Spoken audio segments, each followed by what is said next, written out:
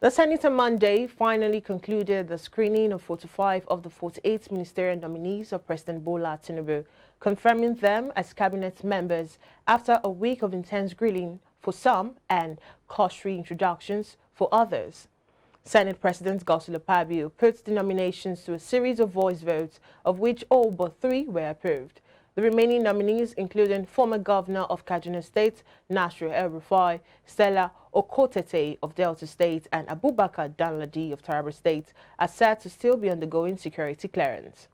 The confirmation of the nominees comes over a week after Tinubu's transmission of a 28-member list to the Red Chamber on July 27th and a supplementary list of 19 nominees to the Senate last Wednesday. 2 days later, the president withdrew the nomination of Mariam Shetty of Kano State from the list, replacing her with Maria Mahmood and Festus Kiyamo. Senate President Godswill Akpabio on Monday announced new chairmen of some standing committees in the Red Chamber. The Senate President named the chairman of the committees after confirming 45 of the 48 ministerial nominees during the day's plenary section. President of the 9th Senate, Ahmed Lawan, former Governor of Sokoto State, Aminu Tambuwa of Housing, and former Governor of Edo State, Adams Oshomole of Interior, were some of the senators appointed to chair committees. Also appointed were Senator Godiya Akwashiki of the Air Force, Buhari Abdul Fattah of Aviation, Osita Izunaso, Capital Market, Cyril Fushui of Establishment, and Seriake Dixon of Ecology and Climate Change, Petroleum Downstream, Jide Aliyu Wadada, Public Accounts, and Shehu Kaka, Special Duties, Patrick Ndubweze of Works, Solomon Adiola, Musa Sani, and Abiru Tokumbo. The latest announcement follows the chairman of standing committees earlier announced by the Senate President. The federal government on Monday withdrew its contempt suit filed against leaders of the Nigeria Labour Congress and the Trade Union Congress for organizing a nationwide anti-subsidy protest on August 2, 2023. The development came barely 5 days after the Federal Ministry of Justice sued the organized labor leaders for allegedly disobeying a court order barring them from leading the nationwide protest.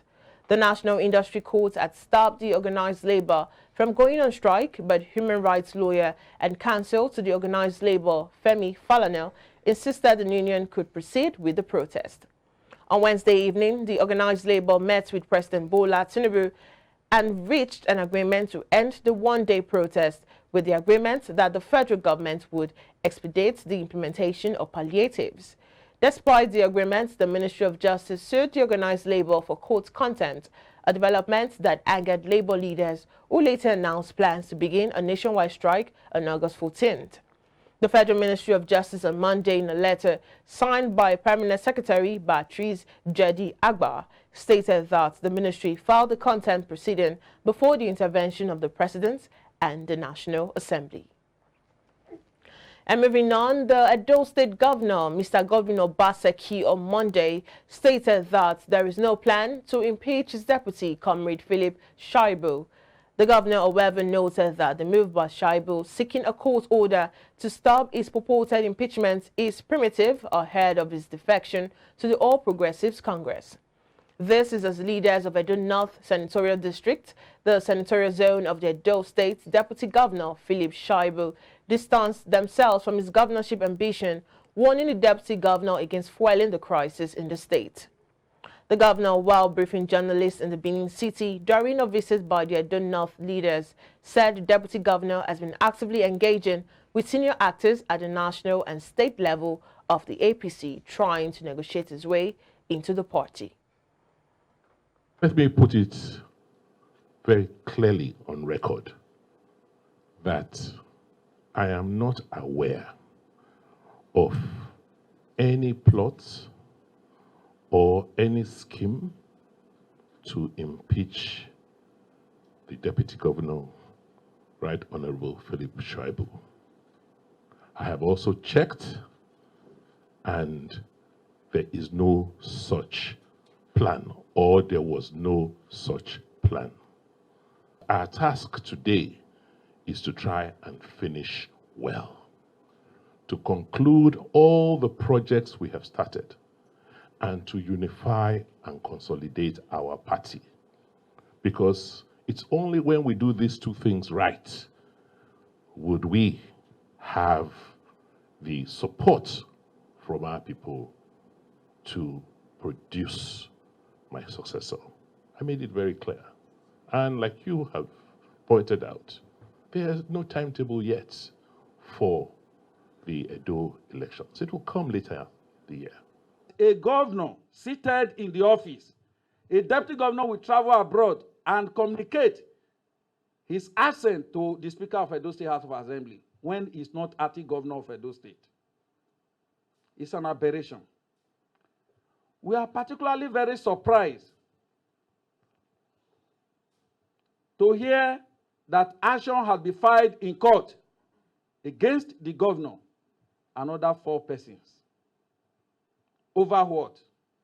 Anticipated impeachment. No paper has been served. And yet, if you look at the documents supporting it, you have what we call perjury, lies on oath, when you go before a commissioner for oath to depose to an affidavit. We want to say we are very sorry. You have done so much for the people of Edo North that we need not to give you trouble the way our brother Philip is doing. We ask ourselves, in the whole of Nigeria, when you ask, who is the deputy governor of Delta State? Even when Okwa was there, I don't know. When you ask, who is the deputy governor of Lagos or any other state in Nigeria, most of us here don't know their name. But Comrade Philip Shuaibu is a celebrated deputy governor, not because he's the best, but because you give him a very wide latitude within which to operate. He's now seeing himself, that sense of entitlement. Oh, me, I, myself, everything. He's now seeing himself not as a deputy governor, but as a co-governor. It's an aberration. We must come and express our mind. We are not part of it. We are not part of it. I'm aware, yes, the secretary to government is also here. He served in that government. We know what we went through. Even when some dangerous situation were dangerous accusation that you want to kill me, you want to kill you. I know that nobody went to the extent to which we are hearing now. Over the years, fingers have continued to point at the over-bloated bureaucracies, large ministries, agencies, and parastatals that have become a cog in the wheels of Nigeria's progress. However, expenditure on government functionaries has continued to be on the increase, with President Bola Tinubu nominating the record highest number of persons for ministerial positions. iBrandTV's Omolara Adebayo sought the opinions of Nigerians on the development. Speaking on the reduction of the cost of governance, many say the large number of ministers nominated for appointment by the president negates the position of the government on its position of growing the economy and good governance. What we expected is not concerning the creation of another ministry or having 48 minister nominee.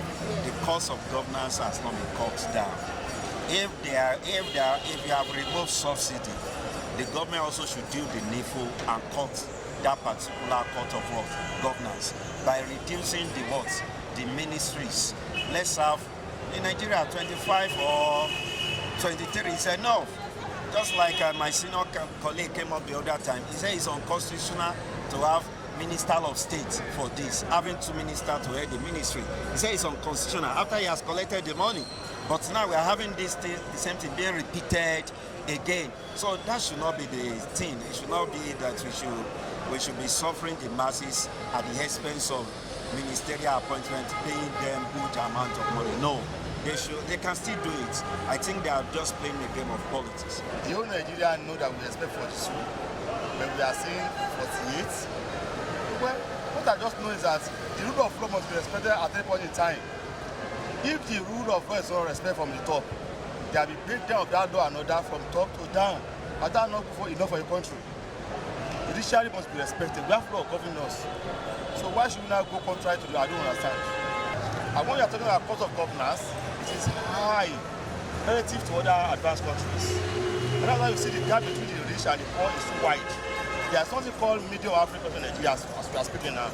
So now, the cost of government, if it is reduced, that is why it is attracting a lot of people there. The position is so attractive, it's not as if they want to go and serve.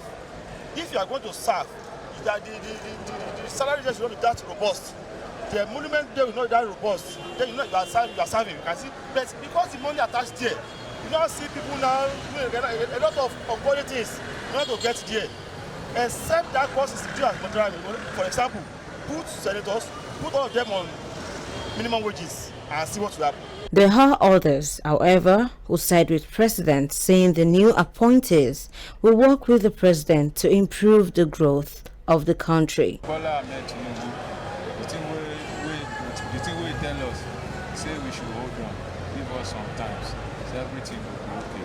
And by the grace of God, inshallah, everything will be okay. By the grace of God. All those ministers on various apartments, quite all right, and from the various states, you know, and all of them have a followers. They have a constituency they come from, they belong to. So we are in democracy, quite all right. They will go back to the believers, to the people, to the constituency. And me appointing 48 ministers, they want to bring democracy down to the local level. Because all those ministers they appointed, they will come to the local levels to deliver from their constituency, their wards, their local governments to deliver. So that shows that they bring the democracy down to the local levels. So it's not too much.